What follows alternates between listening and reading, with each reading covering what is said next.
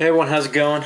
So I just beat the Elder Scrolls V Skyrim, the campaign. Yeah, I'm gonna be giving my thoughts. Again, sorry for how I'm doing this. The problem is that there's not a lot of light in this room, and therefore I gotta use my phone flash. So, sorry if the light's a little bit weird. I guess you're just gonna have to deal with it. But anyway, yeah, I just beat the campaign of Skyrim. My thoughts. Wow. It was an amazing experience. The ending was probably one of the most epic endings if you allow yourself to get sucked into the story. That's the thing. The ending wasn't particularly hard at all because you're not the only one who's there fighting. You know, there's like, you're with three other people, you know, and you're all like facing against, you know, the boss. I don't want to spoil too much, you know, because it's so easy to spoil stuff in this game. Like, one thing can lead to another, which leads to another thing, which can cause a backstory from something else. I mean, you can just say one thing and people can call you on like a spoiler or something like that, and they'll figure out a way that they can connect that to the actual story. So I don't want to give away too much information, but the ending was pretty epic in my opinion. I was just like, wow. So far, I've been playing the game for, I got it the last week in November, and been playing it like off and on. I put about 28 hours into the game so far. Been doing side missions and story missions, so I wasn't just playing the story, but I was doing side missions as well, and all I can say is that the game really pays off when you take your time, because you just learn so much more, and you're better suited for, you know, the battle. You know, you're not all like, oh great, now I have the lowest armor, you know, and stuff like that. The game's so much more rewarding if you choose to take your time in it, and I hope most of you who pick up the game do, because this is the type of game where you're gonna want to spend your time in it. Believe me. I was the type of person who kind of rushed through Fallout 3, because even though the world was huge and open, I didn't really take the time to talk to people. And I think the problem with Fallout 3 was that, you know, there wasn't really any advantage to talking with other people. There wasn't really anything you gained. As from my experience, there wasn't really a story that backed up what the side missions were, depending on what you did, of course. But with Skyrim, you're going to get a great cast of characters, each with their own backstory, excellent voice acting for each of the characters. Even though they do reuse some of the voices, I think there's like a total, might be six to 10 voices in the game in total. You know, I'm not really sure. We'll see. But yeah, they do reuse some of the voices, but really most of it is all it's all well done, and they do actually fit the characters, so that's good. But yeah, the campaign was fantastic. You're gonna have about a 15-hour campaign, I'm gonna say, about 15-hour campaign. That's expecting that you're gonna take your time in there and you know, kind of look around, because the way that Skyrim is meant to be played is you're supposed to explore those areas that, you know, are like just left on like the other side of the city or something like that. So you're supposed to explore those areas. You're supposed to go into that room that you're going to pass to get to your objective, you know? So that's what I was doing, and it just paid off really well. So, yeah, I'm just having the campaign, great. I'm trying to think of what else I could tell you guys, because I just don't want to say great game, great game, great game. You know, the graphics, fantastic. For an open world game, this is probably the best looking open world game you're going to get your hands on. This is the Xbox 360 version, and the game looks phenomenal. It performs well too. I didn't really experience any frame rate problems whatsoever during my playthrough. Now keep in mind, like, for the first 8 to 10 hours of me playing the game, I played off the disc. I just played on the disc because the developers, or a lot of people, were complaining that if you actually installed the game to your hard drive on the Xbox, you would get lower res textures. So I decided not to do that. Then they updated it, Bethesda, and they said, yeah, we're going to do weekly updates. The problem should be fixed by now. So I decided to install it to my 360, and it was handling beautifully. So not really much I can say. 2 console freezes within 28 hours. That's controversial, you know. A lot of people are going to say that's bad. A lot of people say, well, that's pretty decent for, you know, an open world game, you know. It didn't really bother me that much. The game does keep an excellent history of 4 autosaves for you. So if you're not saving constantly, the game's going to keep an autosave for you no matter what.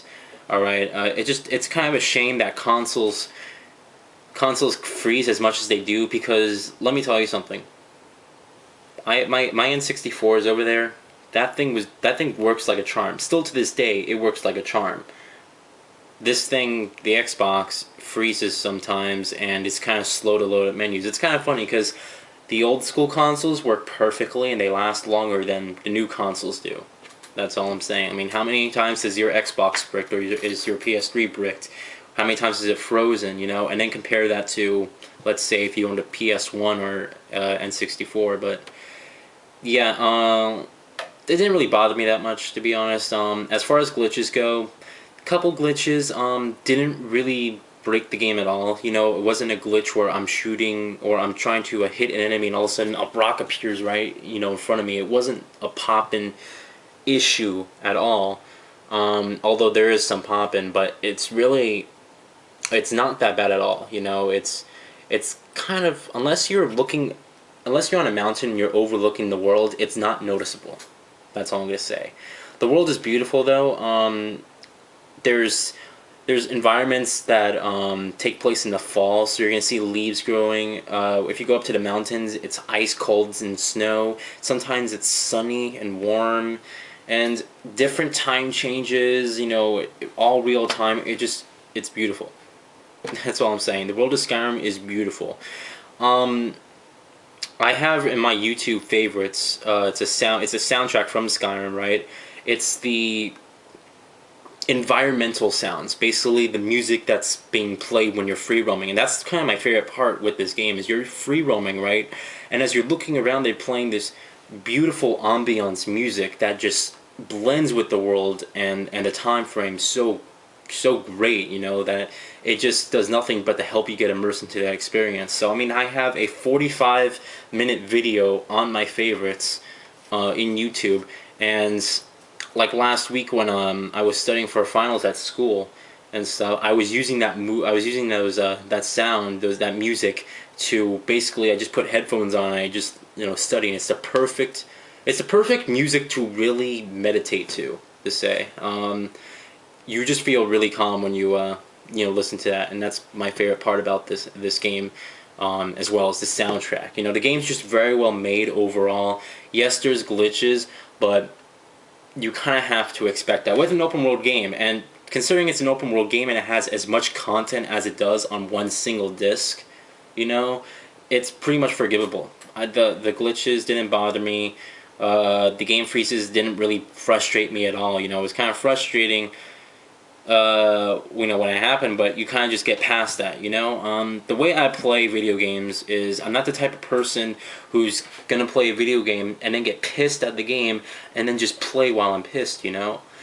I have the power to control, let's say I have the power to control, you know, when I don't want to play. All right, if I'm getting frustrated at a game, I could stop myself from playing. Alright, some people don't have that, you know. Some people are just like, I gotta play through this, I gotta beat this level, right? I'm not like that. I don't play video games to get frustrated at them. I didn't pay $60 to get frustrated at them. I paid $60 because I wanted that experience.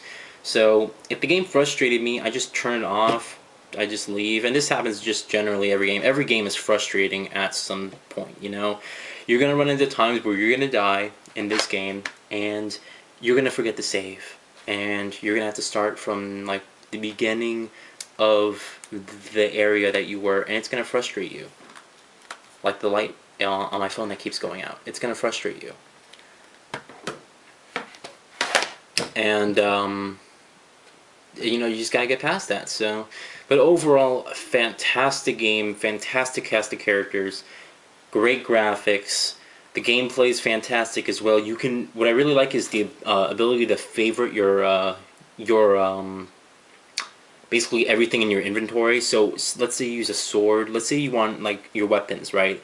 Let's say you use like 5 weapons at like a time, and you just don't want to have to navigate through menus to go ahead and choose those. You can choose favorite and favorite some spells and shouts and stuff, so that all you have to do is press up on the D-pad, and you can basically quick select each of those from a little in-game menu, rather than pausing the game, having to go to the menu, and then having to select that item. You know, it's all there for you. So they make it really easy to access what you want to, and that's especially that's really important in this type of game where you're gonna have different characters that are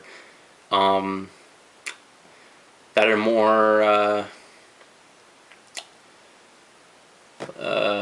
I'm trying to think of a word here.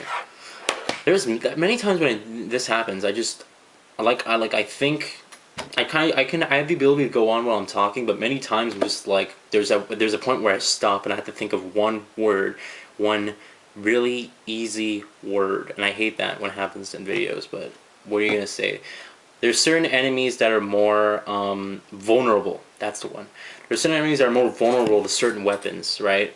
So, and sometimes you have to switch between those weapons. Like my Staff of Magnus, you know, it can't like hurt like a certain type of enemy. You know, it can't hurt dragons. You know, it can only hurt like animals and, you know, human beings and stuff like that. So you just gotta switch between those. There's definitely strategy that goes into this. Like I said, the leveling up system is really easy to do. If you level up, you either choose to upgrade your health, your magic, or your stamina, right? Each offers something better. You know, health, of course, you get to take more damage. Magic, you get to cast more spells at a lower rate. And then stamina, you can do more heavy attacks along with sprint for a longer duration and carry more stuff. And then beside that, you get perks, and these perks go into different classes like smithing, lockpicking, speech, heavy armor, and basically help you basically upgrade your skills for that. So great game, great cast of characters, great graphics, great story, great gameplay. This game is a great game overall. Please, I am begging you, if you did not pick this up, please find the time to take yourself to the game store and buy this, because I promise you, you will not be disappointed. This is something that I think you shouldn't miss. The Steam sales, you know, Christmas is coming up and holidays, you know, they're here more or less. So you can pick this up on like Steam or something. If you have a gaming PC, you're going to be able to pick this up for like 50% off or something whenever their sales go live. I think I got this off of Amazon. I think on Amazon they're like $40 or something, brand new. So this is definitely a steal for the price. This is your best value. In my opinion, this is the best value for $60 you can get your hands on this year. Something that you shouldn't overlook. Please, please, please, if you haven't tried this out, I highly encourage you to go ahead and get this game. And keep in mind, even if you're not a fan of the medieval style or the fantasy world, neither am I. I do not like World of Warcraft, and I can't say that. I never played World of Warcraft because I wasn't a fan of that genre, alright? And I wasn't going to play this game because I wasn't a fan of that genre. But honestly, if I knew now what I knew then, I would have kicked myself. I would have like beat myself like harshly, you know, because I just if I would have missed out, I just would have missed out on like one of the best games of the year. So definitely something you should get. Please, I'm begging you, go check this out. Borrow it from a friend if you're still not sure. Hell, if I'm feeling generous, I'll freaking ship you the game. Probably not. But yeah, that was my review. I'm trying to think of a number rating that's appropriate.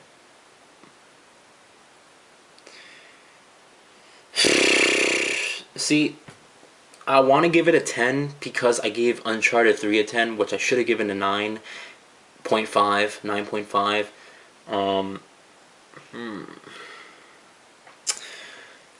You know what? I'm gonna give it a 10. I am. It is my Game of the Year choice for best game of the year. That is my choice, and I'm gonna support it. So yeah, I'll give it a perfect score. I may regret that later. I may not. We'll see. But please, guys, check this out. This is something I think that you'll really love once you get into it. So thanks for watching, everyone. I'm going to continue to play this game for side quests and downloadable content. I'm expecting the DLC to come around probably February 2012. We'll see. So, alright. See you guys later. Have a good day.